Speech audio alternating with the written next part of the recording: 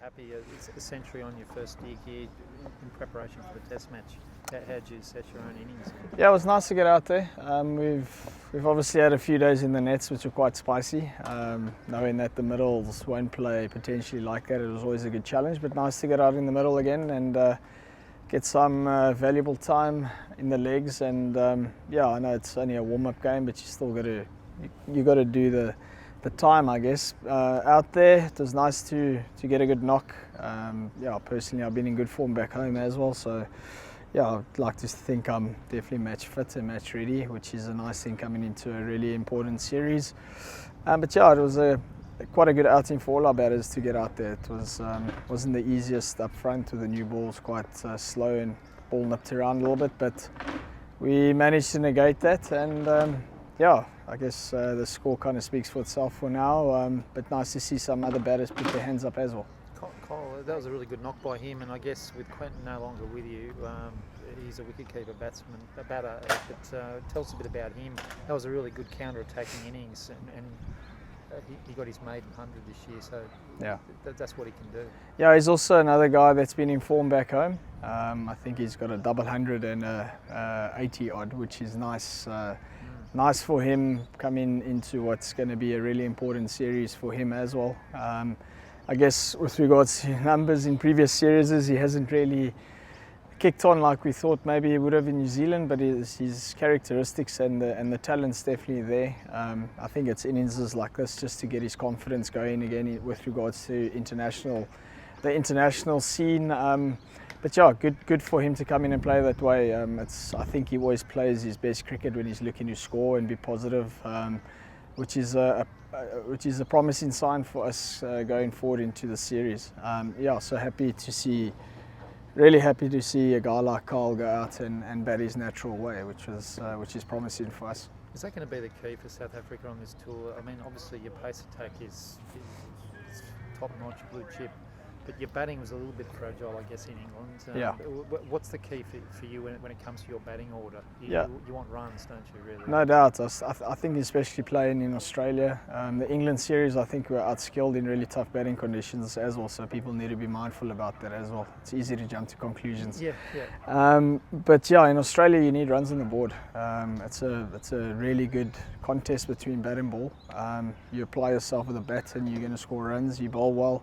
Put the ball in the right areas and ask the right questions, you're going to get rewards with regards to that as well. So yeah, but runs on the board is vitally important in Oz. But we need to give our bowlers the best chance to take 20 wickets, and we need to score runs, and that gives them time. That buys them time in the game to go out and try and get those 20 wickets for us to give us the best chance of winning.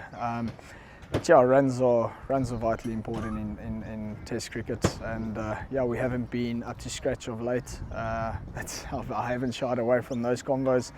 I've been pretty open and honest with regards to that, and I've been open and honest with regards to our batters in the change room. And yeah, it's good to see guys respond in the nature like they did today. And yeah, there's a lot to work on and a lot to build on as well going forward.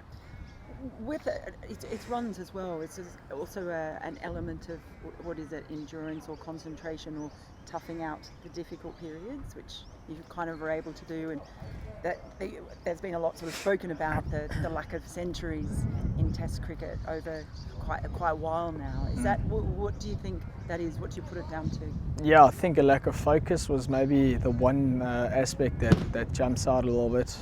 I don't think our batting conditions we had were extremely batter friendly of late. People always just see the end result, and I guess that's ultimately what people will only look for. They don't see the behind the scenes kind of scenarios that unfold. But yeah, a lack of focus was maybe something that maybe didn't get us over the line in a few games. Yeah, my job is to make the guys aware of that and get their focus back and make sure they're looking after the smaller things with regards to batting and capitalising on opportunities that we have, and just get used to scoring runs again. So yeah, it's also Test cricket. Test cricket is challenging. You're facing your best bowlers in that respective country. They're not going to make it easy for you, no doubt. So yeah, it's just about implementing the small basics where we maybe didn't do that in the past, and addressing it, making it aware in the change room, making the players aware about it and moving forward from that. Do you think that also from what you know about Australia, that conditions in Australia are more suited for South African batters generally when it comes to batting? Maybe, in a way. It's pretty similar to back home in a way. You find, batting is a lot more true. The ball, the bounce is a little bit more true. We're back home, it's a little bit untrustworthy sometimes, especially as you go into day 3, 4 and 5 in South Africa. But you find in Australia it is a lot more true, and you can trust your eye and you can trust your ability. So I would like to think that coming here can suit us better, no doubt. We are playing at 3 really good batting venues in my opinion, but again, like I say, they're also venues that exploit good bowling as well. It's just about, you got to control what you can control, and the outcome is never really there. So I'm a process-driven captain, and we need to control our process. And there's a lot of small things that make up that process. And so far, we've really been quite conscious around what the process actually entails. I was just going to ask about Tim. We'll go one last question each for Okay. either both of you. You go first. Yeah, I was just going to say, just talking about square of the wicket play, you were very strong today. You played some wonderful pull shots, and Kyle also was very good square of the wicket. I mean, this is a big thing for playing against Australia. Yeah. Are there other batsmen that are as good in your team, and do you think that's going to suit them? I think you got to occupy at least 3/4 of the field as a batter in Australia, purely because the bounce is there. You also got to score pretty well down the ground, and that maybe forces the bowler to bowl that you can play a square of the wicket. But all our batters are equipped for that, no doubt. I've no doubt with regards to their skill and them implementing their skill. It's just about getting that result and being patient around that result. Hopefully we do a lot of good things come Test Cricket Day, and those kind of things play into our hands. But again, our process, we got to go out there and earn our process.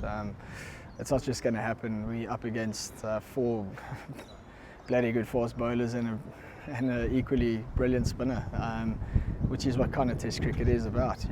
You want to play against the toughest, but you got to also go out and earn what your team needs you to do. And that's basically the message that our batters have been given coming here to Australia, and hopefully it pays off for us.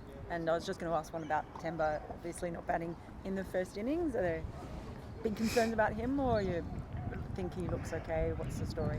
Yeah, I don't know the medical background. I know obviously it is an elbow injury that he's had before, and it came right, and I think he's just jarred it a little bit. So I'm not too concerned just yet. Hopefully he can come out and bat in our second innings here at Allan Border. And he's the one guy that needs to get time in the middle. He hasn't had that of late, and that's all been spoken of at length. But we just need to give him the best opportunity to go out and get some time in the middle, and hopefully make himself available for that first test. Behind the scenes we're doing everything to get him going, and I'm pretty sure he's chomping at the bit as well to get playing. I know how much he loves playing for South Africa in the test side as well. So we need a guy. We need him fit, and he's been one of our solid batters of late. The last year and a half, he's been really good for us. So having him in that middle order is vital for us, and hopefully he bounces back from his little interruption.